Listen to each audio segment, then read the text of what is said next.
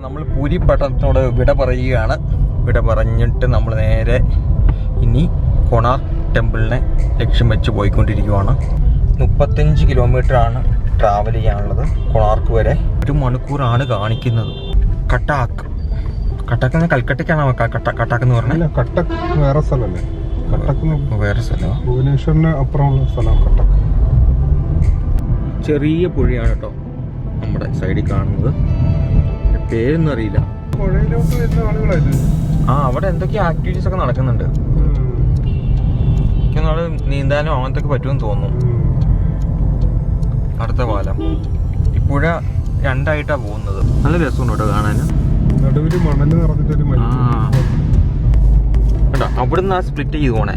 ആ ഏരിയന്ന് അങ്ങ് ദൂരെ കാണുന്ന അവിടുന്ന് ഒറ്റ നദി വന്നിട്ട് രണ്ടായിട്ട് സ്പ്ലിറ്റ് ചെയ്ത് പോവാം.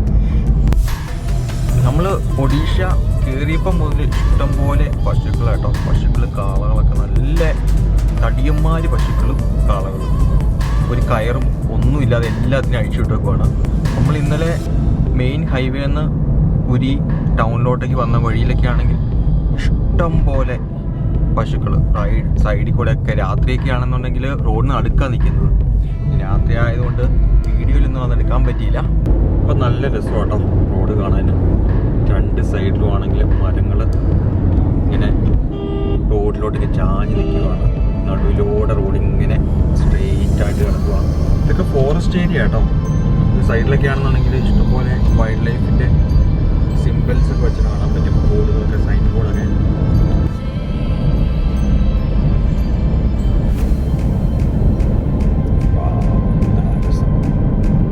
Kilometres of kilometres. റോഡിന് 2 സൈഡിലൊക്കെ ആണെങ്കിൽ നിറച്ച് വണ്ടികൾ നിരത്തിയിട്ടേക്കുവാണ്. പിന്നെ ഇപ്പോൾ കുറച്ച് ഇപ്പറൊക്കെ ആണെന്നുണ്ടെങ്കിൽ ഓരോ യാർഡിക്കോടൊക്കെ ആണെങ്കിൽ ഇതേ ബീച്ച് യാർഡിക്കോടൊക്കെ ആണെങ്കിൽ ഇഷ്ടംപോലെ ബസ്സൊക്കെ ഏറ്റിട്ടാണ് കാണാൻ പറ്റും. ഇപ്പം നമ്മളിപ്പോൾ ഒരു ബീച്ചിൻ്റെ സൈഡായിട്ടോ. അപ്പം നമ്മുടെ നേരെ റൈറ്റ് സൈഡിലാണെന്നുണ്ടെങ്കിൽ ബീച്ചാണ്. റൈറ്റ് സൈഡിലാണ് കൊണാർക്ക് മറൈൻ ഡ്രൈവ്. ഇനി കൊണാർക്കിലോട്ട് 9 കിലോമീറ്റർ ഉണ്ട്. അപ്പം നമ്മുടെ സൈഡിൽ കാണുന്നത് ബേ ഓഫ് ബംഗാൾ ഓഷ്യനാട്ടോ. അപ്പം നമ്മൾ ബീച്ചിനെ വിട്ടു. ഇനി നമ്മളിപ്പം കുറച്ച് സൈഡിലൂടെ മാറിപ്പോയിക്കൊണ്ടിരിക്കുകയാണ്. നമ്മളിനി കുറച്ചും കൂടെ മുന്നോട്ട് ചെന്ന് കഴിയുമ്പം ബീച്ചിനോട് ക്ലോസ് ചെയ്ത് നമ്മൾ വണ്ടി പോകും. വാവ്, ബീച്ചിലൊക്കെ ഇഷ്ടം പോലെ ആൾക്കാരെ കാണാമല്ലോ. നമ്മളിപ്പോൾ വണ്ടിയിൽ നിന്ന് ഇറങ്ങി ബീച്ചിൻ്റെ അങ്ങോട്ടേക്ക് ജസ്റ്റ് ഒന്ന് ഇറങ്ങിയതാണ്. ബീച്ചിൻ്റെ കാഴ്ചകളൊന്ന് കാണാൻ വേണ്ടി. നമ്മൾ അധികം നേരം ഒന്നും നിൽക്കുന്നില്ല. ജസ്റ്റ് ഒന്ന് കവർ ചെയ്തിട്ട് നമുക്ക് പോവാം. നല്ല നൈസായിട്ടുള്ള മണൽ റോഡ് വരെ കയറി കിടപ്പുണ്ട്. നല്ല കാറ്റ്. ഇപ്പം സമയമാണെങ്കിൽ 1 മണിയാണ്. നട്ടുച്ച സമയം കേട്ടോ. നമുക്കിവിടെ നോക്കിക്കഴിഞ്ഞാണെങ്കിൽ കിലോമീറ്ററോളം നീളത്തിൽ അങ്ങ് വരെ ബീച്ച് കാണാൻ പറ്റും. അതേപോലെ നമ്മുടെ അങ്ങോട്ടും കാണാൻ പറ്റും. നല്ല സ്ട്രെയിറ്റ് ആയിട്ട് കിടക്കും കേട്ടോ. അപ്പോൾ നമുക്ക് അങ്ങ് ദൂരെയാണെങ്കിൽ ഇഷ്ടംപോലെ ആൾക്കാരെ കാണാൻ പറ്റും. പിന്നെ ഇവിടേക്കാണെങ്കിൽ കുറച്ച് പേരൊക്കെ നിൽക്കുന്നുണ്ട്.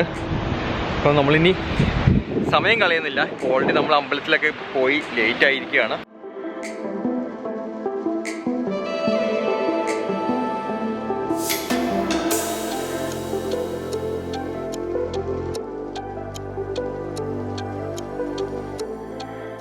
ഇനി 4.5 കിലോമീറ്റർ കൂടെ യാത്ര ചെയ്ത് നമുക്ക് കൊണാർക്ക് സൺ ടെമ്പിളിൻ്റെ അവിടെ എത്താം.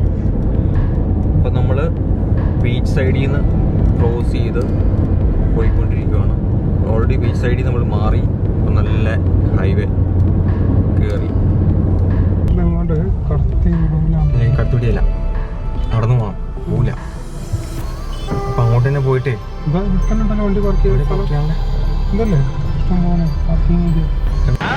നമ്മളിപ്പം കൊണാർക്ക് സൺ ടെമ്പിളിൻ്റെ അവിടെ എത്തിയിരിക്കുകയാണ്. വണ്ടിയൊക്കെ പാർക്ക് ചെയ്തു. എന്നിട്ട് നമ്മളിപ്പം നടന്ന് അമ്പലത്തിൻ്റെ അങ്ങോട്ടേക്ക് പോയിക്കൊണ്ടിരിക്കുകയാണ്. നമ്മുടെ ഫ്രണ്ടിലാണെന്നുണ്ടെങ്കിൽ ബോർഡ് കാണാം അമ്പലത്തിൻ്റെ അങ്ങോട്ടേക്ക് പോകാനുള്ള.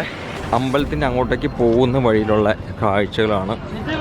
ഇഷ്ടംപോലെ കടകൾ, കൂളിംഗ് ഗ്ലാസും തൊപ്പികളും അങ്ങനത്തെ സാധനങ്ങളെ കൊടുക്കുന്ന കടകളാണ് നേരെ കാണുന്നത്. നമ്മുടെ സൈഡിലൊക്കെ ആയിട്ട് ഈ സൈഡിലും കാണാം, അതുപോലെ ഇടതുവശത്തും കാണാൻ പറ്റും.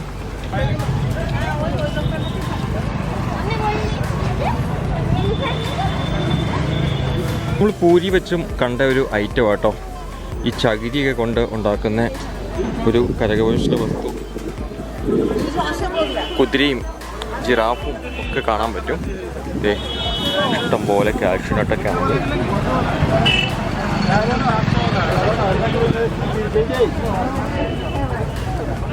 kg how much?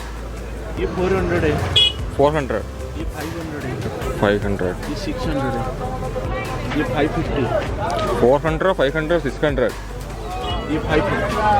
550. അമ്പലം അടുക്കാറായപ്പോഴത്തേക്കും കടകളുടെ തിരക്കായി കേട്ടോ. രണ്ട് സൈഡിലും കടകളാണ്, തിങ്ങി നിറഞ്ഞ് കിടക്കും കേട്ടോ കടകളൊക്കെ. അതിൻ്റെ ഇടയ്ക്കൂടെയൊക്കെ ആണെങ്കിൽ ഇഷ്ടംപോലെ ആൾക്കാരുകൾ നടന്നു പോകണം കാണാൻ പറ്റും. ഇപ്പം നമുക്ക് നേരെ ഫ്രണ്ടിലാണെന്നുണ്ടെങ്കിൽ കൊണാർക്ക് ടെമ്പിൾ കാണാം. നമുക്ക് ആദ്യം ടിക്കറ്റ് കൗണ്ടറിനവിടെ പോയി ടിക്കറ്റ് എടുക്കണം. ടിക്കറ്റ് എടുത്തിട്ട് നമുക്ക് അമ്പലത്തിന് അങ്ങോട്ട് പോവാം. ഇതാണെങ്കിൽ ഇവിടുത്തെ രാത്രിയിലെ ലൈറ്റ് ആൻഡ് സൗണ്ട് ഷോയുടെ ഡീറ്റെയിൽസാണ് അവിടെ കൊടുത്തേക്കുന്നത്. ടിക്കറ്റ് റേറ്റ് ആണെങ്കിൽ 50 രൂപ. ടോട്ടൽ സീറ്റിംഗ് ആണെങ്കിൽ 150 സീറ്റിംഗ് ആണ്. ഒരാൾക്കാണെങ്കിൽ മാക്സിമം 6 ടിക്കറ്റാണ് പർച്ചേസ് ചെയ്യാൻ പറ്റുള്ളൂ കേട്ടോ. ഇതാണ് ടിക്കറ്റ് കൗണ്ടർ. ഇപ്പോൾ ടിക്കറ്റിനാണെങ്കിൽ റേറ്റ് ഇവിടെ കൊടുത്തിരിക്കുന്നത് 40 രൂപയാണ് ടിക്കറ്റ് റേറ്റ്. പിന്നെ ഫോറിനേഴ്സ് ആണെങ്കിൽ 600 രൂപ. സുഹിത്തേട്ടനാണെങ്കിൽ ടിക്കറ്റ് എടുക്കാൻ വേണ്ടി പോയിട്ടുണ്ട്. ടിക്കറ്റ് എടുത്തിട്ട് വരട്ടെ, നമുക്ക് ഇങ്ങോട്ട് മാറി വെയിറ്റ് ചെയ്യാം.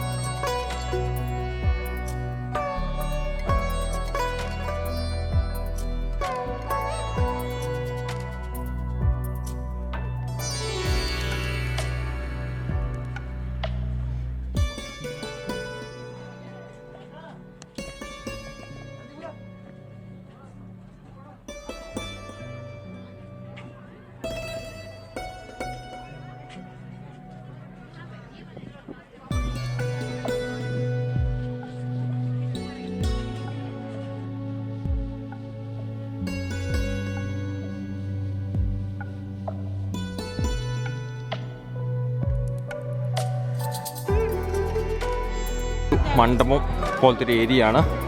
അപ്പോൾ അവിടെ നിന്ന് നോക്കി കഴിയുമ്പം ടെമ്പിളിൻ്റെ സ്ട്രെയിറ്റ് ആയിട്ട് നല്ലൊരു വ്യൂ കാണാൻ പറ്റും. ഇതാണ് കേട്ടോ മെയിൻ ടെമ്പിള്. അപ്പം ടെമ്പിളിൻ്റെ അകത്ത് മീൻസ് ഇതിൻ്റെ ഉള്ളിലോട്ടൊന്നും കയറാൻ പറ്റില്ല. അതൊക്കെ ആണെങ്കിൽ ഫുള്ള് കല്ലൊക്കെ വെച്ച് അടച്ചു വെച്ചിരിക്കുകയാണ്.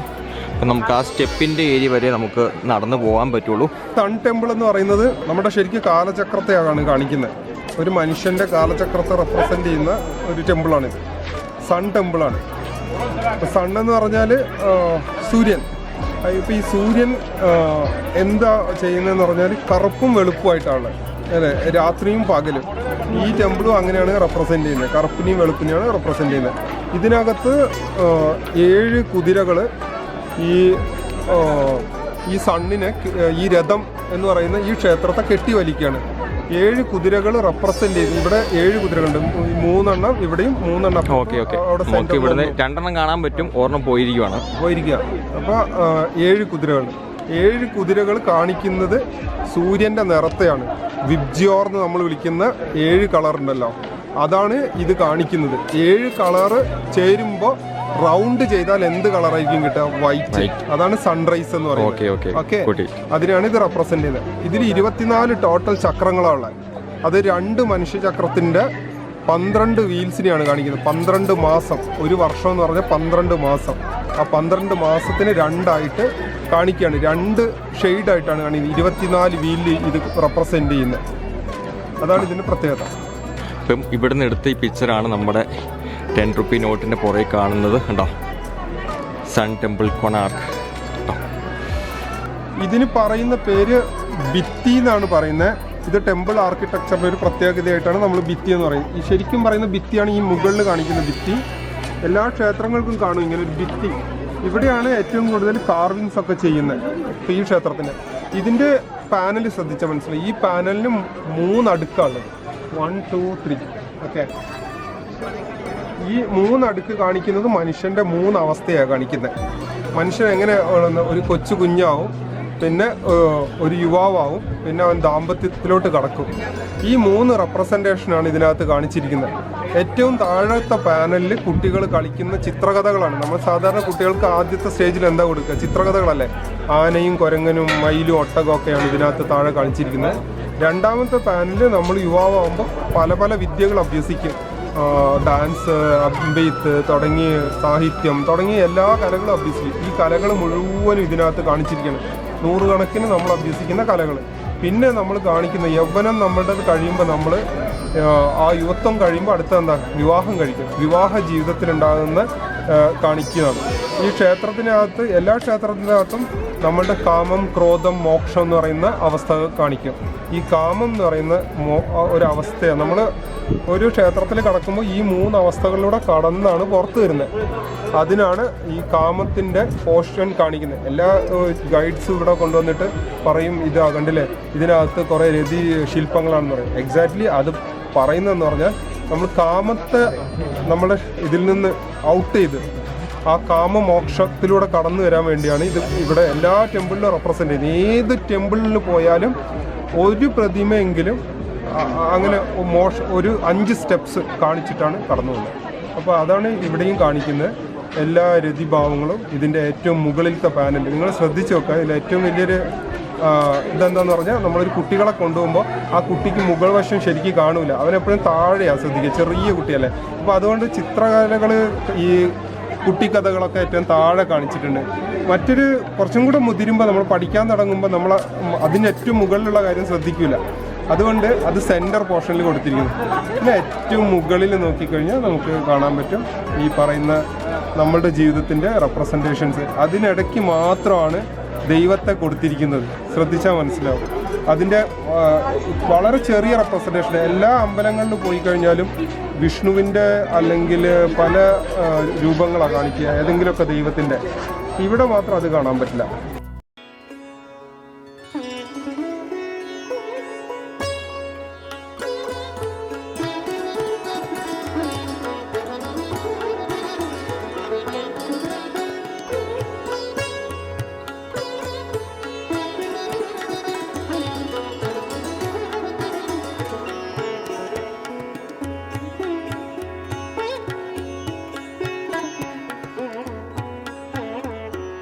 ഈ കോംപ്ലക്സിനകത്തുള്ള ഒരു ടെമ്പിളാണ് ഛായാദേവി ടെമ്പിൾ.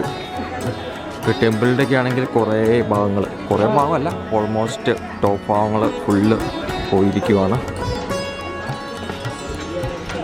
അപ്പം നമുക്ക് ഇത്രയും പോർഷനാണ് ഇവിടെ കാണാൻ പറ്റുള്ളൂ.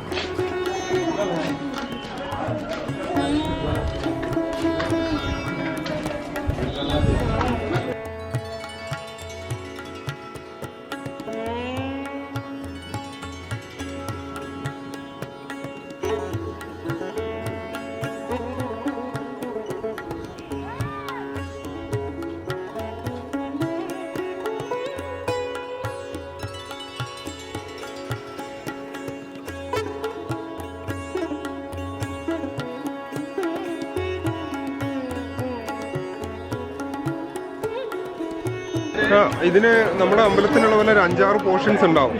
ഫസ്റ്റിലെ എൻട്രൻസ്, പിന്നെ ഡാൻസ് മണ്ഡപം, അങ്ങനെ ഓരോ മണ്ഡപങ്ങൾ. ഇവിടെ മണ്ഡപം പൊളിച്ചതാണ്, അപ്പുറത്തുണ്ട്, പുറകിലുണ്ട്. അമ്പലം കണ്ടു. നമ്മുടെ സാധാരണ ക്ഷേത്രത്തിൽ എന്തൊക്കെ ഉണ്ടാവും അതിന്റെ വലിപ്പമുള്ള മോഡലാണ്. ഈ ക്ഷേത്രത്തിന്റെ വലിപ്പത്തിനനുസരിച്ചുള്ള മോഡല്, ഉപവിഗ്രഹങ്ങൾ അങ്ങനെയെല്ലാം ഉണ്ടാവുമല്ലോ. അങ്ങനെ ഉണ്ടാവും. നമ്മൾ ആദ്യം ആരാധിച്ചിരുന്നത് സൂര്യദേവനെയാണ്. പിന്നെ അതിലേക്ക് ഇങ്ങനെ ഓരോന്നായിട്ട് വരും. നമ്മൾ വരുണൻ, അങ്ങനെ കാലത്തിന്റെ ചക്രത്തെയാണ് ശരിക്കും ഹൈന്ദവ വിശ്വാസപ്രകാരം ആദ്യം മുതൽ ആരാധിച്ചു തുടങ്ങിയത്. ഇന്ദ്രനെ, വരുണനെ, സൂര്യനെ, അങ്ങനെ കുറെ iron beams കുഴപ്പമുണ്ടല്ലോ.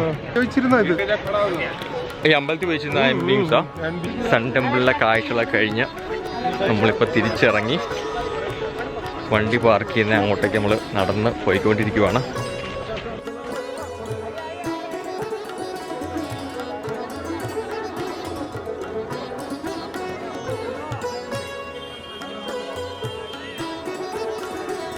Masala soda order ചെയ്തേക്കാണ്. രാവിലെ നമ്മൾ ഒരു മസാല സോഡ കുടിച്ചിട്ടുണ്ടായിരുന്നു. നല്ല ടേസ്റ്റാണ്. നമ്മുടെ സോഡ നാരങ്ങയെക്കാളും ടേസ്റ്റാണ്. मसाला जितना देगा टेस्ट लगेगा. मसाला नहीं देगा तो टेस्ट नहीं रहेगा, अच्छा नहीं लगता.